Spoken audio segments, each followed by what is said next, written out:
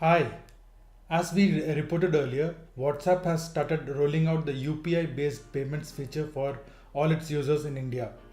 So now it's going to be very easy when you're chatting with a friend and you remind him that he has to pay up for the last drinks which you guys had. He doesn't have an excuse to delay it. You can just ask him to send him to send you the payments right then and there. So how do you get this feature set up on WhatsApp? Very simple, really.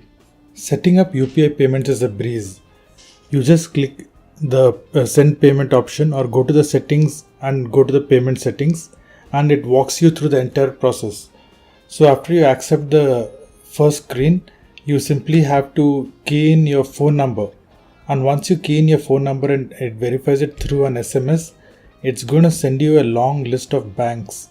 Most of the major banks right now are supported, and you just select your bank and voila, it verifies your bank account details and the setup is complete.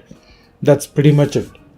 But before you can actually send a payment, your friend too needs to set up the UPI payments on their end.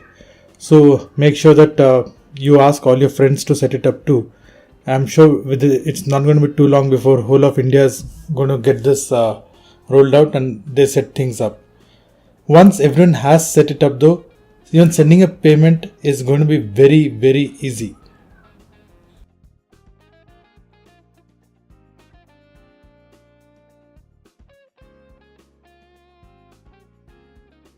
It's as easy as that to set up your UPI based payments for WhatsApp.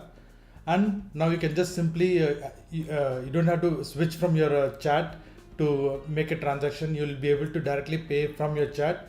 Remember, if you don't have this feature yet, just wait along. They're doing a limited rollout. So by end of February or by March 2018, you're going to get this feature for sure. As of now, of course, because it's based on UPI, it's only for India. They might have other payment types for people outside of India. So this is something which only we guys in India enjoy. So enjoy this new feature. Bye bye.